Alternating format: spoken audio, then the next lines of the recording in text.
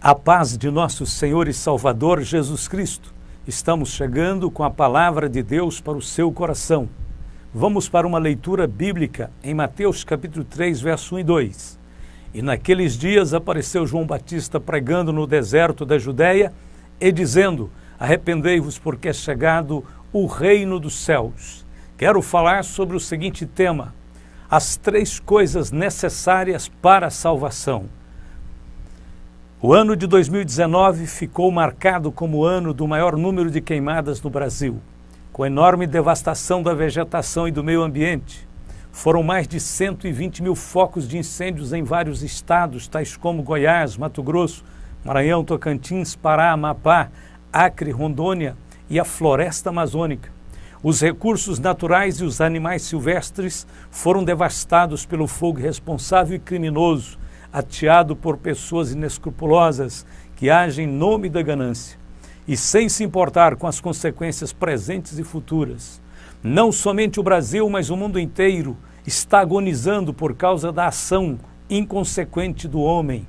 As reportagens mostraram na época os animais acuados, tentando escapar do fogo, fugindo desesperadamente para os meios urbanos. Inúmeras cotias, preguiças, lobos, ouriços, tamanduás e cobras foram encontrados mortos e outros foram capturados, se escondendo nos fundos dos quintais.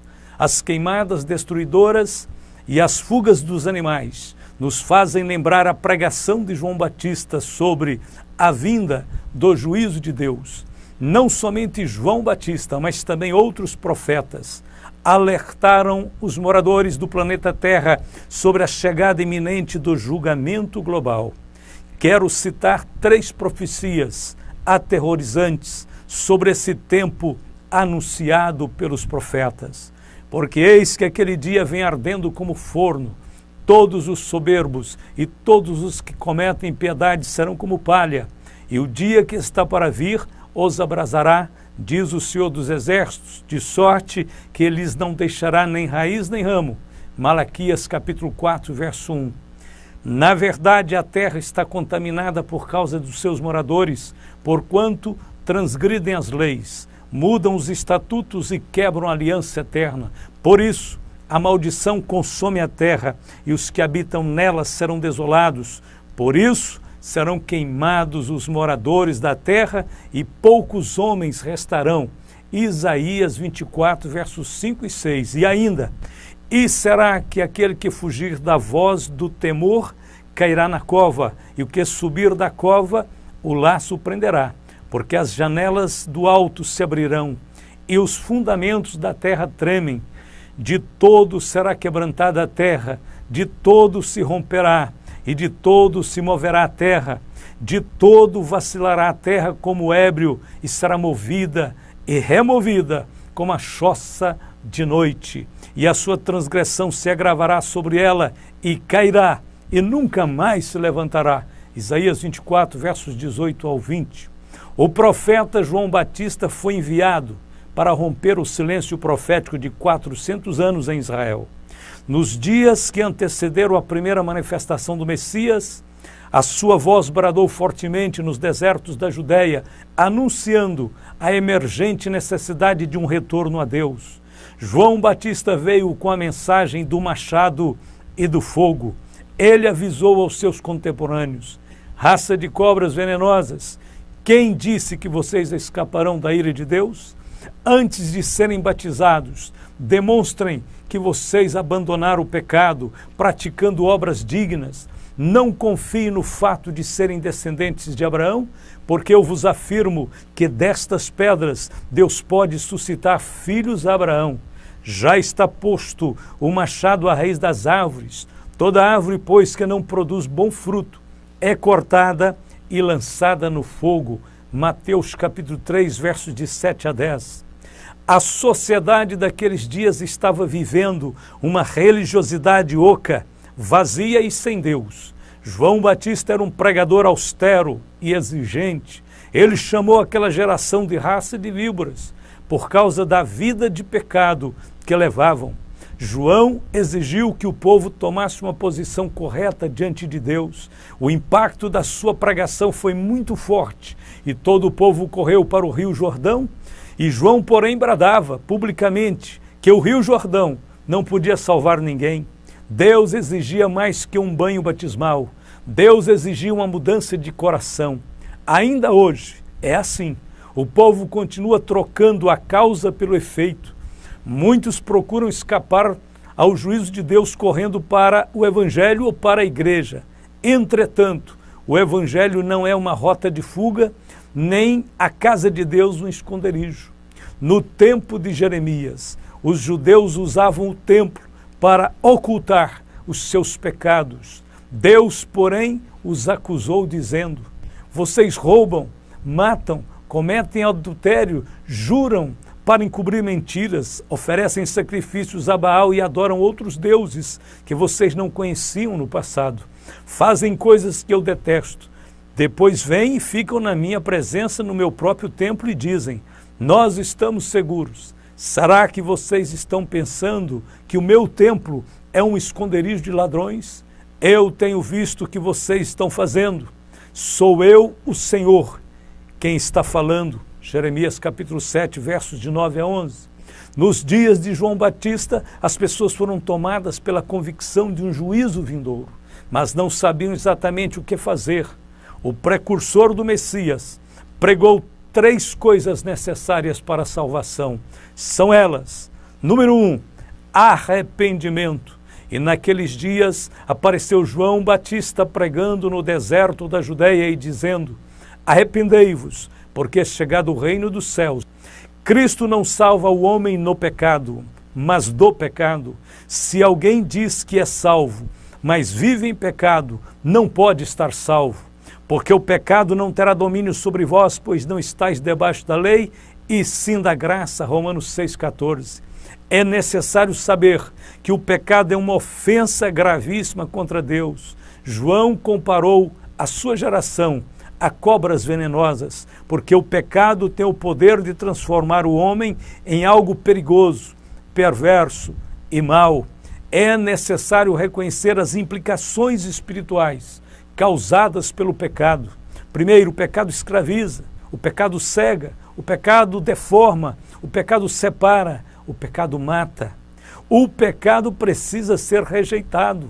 Não basta simplesmente pedir desculpas a Deus para que tudo fique automaticamente bem.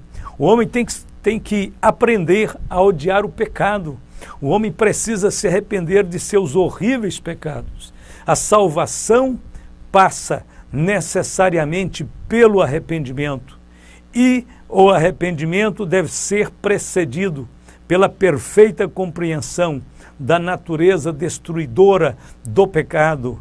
Mas Deus, não tendo em conta os tempos da ignorância, anuncia agora a todos os homens e em todo lugar que se arrependam, porquanto tem determinado um dia em que com justiça há de julgar o mundo, por meio do varão que destinou, e disso deu certeza a todos, ressuscitando dos mortos. Atos 17, versos 30 e 31. O primeiro fruto do arrependimento chama-se conversão. E este é o segundo passo, esta é a segunda coisa importante: conversão. Produzi, pois, frutos dignos de arrependimento, e não presumais de vós mesmos, dizendo: temos por pai Abraão, porque eu vos digo que mesmo destas pedras Deus pode suscitar filhos a Abraão. Mateus 3, verso 8 e 9. A conversão deve ser o primeiro fruto do arrependimento. Quem se arrepende deixa o pecado. Quem se arrepende se volta para Deus. Até que o homem se converta, ele é um inimigo de Deus. Somente a conversão pode salvar o homem de enfrentar o severo juízo de Deus. Deus é um juiz justo, um Deus que se ira todos os dias. Se o homem se não converter, Deus afiará a sua espada, já tem armado o seu arco e está aparelhado, e já para ele preparou armas mortais, e porá em ação as suas setas inflamadas contra os perseguidores. Salmo 7, versos de 11 a 13. Conversão não é apenas uma opção, é um exercício da fé não é apenas um exercício religioso, é uma atitude do coração. Na conversão, o homem vira as costas para o pecado e se volta para Deus. Se uma pessoa se diz convertida, mas ainda permanece no local do pecado, sua conversão não é verdadeira. Paulo escreveu: aquele que furtava, não furte mais. Antes trabalhe, fazendo com as mãos o que é bom, para que tenha o que repartir com o que tiver necessidade. Não saia da vossa boca nenhuma palavra torpe, mas só que for boa para promover a edificação, para que dê graça aos que a ouvem. E não entristeçais o Espírito Santo de Deus, no qual estáis selados para o dia da redenção. Toda amargura, e ira, e cólera, e gritaria, e blasfêmias, e toda malícia, seja tirada de entre vós. Aos Efésios 4, 28 a 31. Em alguns casos, a conversão exige a restituição daquilo que tiramos injustamente de outrem, conforme lemos. E levantando-se Zaqueu disse ao Senhor: Senhor, eis que eu dou aos pobres metade dos meus bens, e se em alguma coisa tenho defraudado alguém, o restituo quadruplicado. E disse-lhe Jesus: hoje veio a salvação a esta casa, pois também este é filho de Abraão, porque o Filho do Homem veio buscar e salvar o que se havia perdido. Lucas 19, verso 8 a 10. Os pregadores modernos não falam mais desse assunto, porém é necessário. A restituição é tão verdadeira hoje como foi no passado, como foi nos dias de Cristo. A conversão é a única condição para que o homem receba o seu perdão. Disse o Senhor: deixe o ímpio o seu caminho, e o homem maligno os seus pensamentos, e se converta ao Senhor, que se compadecerá dele. Torne para o nosso Deus, porque grandioso é em perdoar. Isaías 55, verso 7. Por fim, a salvação é consumada pela fé em Jesus. E eu, em verdade, vos batizo com água para o arrependimento, mas aquele que vem após mim é mais poderoso do que eu. Não sou digno de levar as suas sandálias. Ele vos batizará com o Espírito Santo e com fogo. Em sua mão tem a pá, e limpará a sua eira, e recolherá no celeiro o seu trigo, e queimará a palha com fogo que nunca se apagará. Mateus 3, 11 e 12. A Bíblia compara os ímpios à palha. Jó 21, versos 18 ao 20 diz: porque são como a palha diante do vento, e como a pragana que arrebata o redemoinho. Deus guarda a sua violência para os filhos deles, e aos ímpios dá o pago, para que o conheçam. Seus olhos veem a sua ruína, e ele bebe do furor do Todo-Poderoso. Malaquias, capítulo 4, verso 1 disse: todos os soberbos e todos os que cometem impiedade serão como palha. Palha é algo inútil e só serve para alimentar o fogo. No Salmo 1, há um paralelo entre os ímpios e os justos. Não são assim os ímpios, mas são como a moinha que o vento espalha, pelo que os ímpios não subsistirão no juízo, nem os pecadores na congregação dos justos. Porque o Senhor conhece o caminho dos justos, mas o caminho dos ímpios perecerá. Salmo de número 1, versos de 4 a 6. O homem precisa sair da condição de ímpio para a condição de justo. Somente a fé em Jesus Cristo pode transformar a palha em trigo, o ímpio a condição de justo. Somente o sangue de Jesus Cristo pode conferir justiça. Pela fé em Jesus somos justificados gratuitamente. Mas agora se manifestou sem a lei a justiça de Deus, tendo o testemunho da lei e dos profetas. Isto é, a justiça de Deus pela fé em Jesus Cristo, para todos e sobre todos os que creem, porque não há diferença, porque todos pecaram e destituídos estão da glória de Deus, sendo justificados gratuitamente pela sua graça, pela redenção que há em Cristo Jesus. Romanos 3, 21 a 24. Somente Jesus pode salvar completamente. Hebreus 7, 25. Portanto, pode também salvar perfeitamente os que por ele se chegam a Deus, vivendo sempre para interceder por eles. Somente Jesus salva eternamente. Aos Hebreus 5, verso 9. E sendo ele consumado, veio a ser a causa de eterna salvação para todos os que lhe obedecem. Atos 4, 12. Em nenhum outro há salvação, porque também debaixo do céu nenhum outro nome há dado entre os homens pelo qual devamos ser salvos. O Novo Testamento nos diz que devemos crer unicamente em Cristo para nos salvar. E se acrescentarmos qualquer outra coisa a Cristo, não teremos a sua salvação. Isaías 63, versos 3 e 4 diz: Eu sozinho pisei no lagar, e dos povos ninguém se achava comigo, e os pisei na minha ira, e os esmaguei no meu furor, e o meu sangue salpicou as minhas vestes, e manchei toda a minha vestidura, porque o dia da vingança estava no meu coração, e o ano dos meus redimidos é chegado.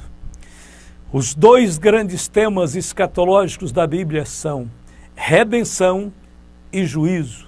A restauração de todas as coisas exige que o pecado e suas consequências sejam anulados. Para isso, Deus usa o sangue e o fogo.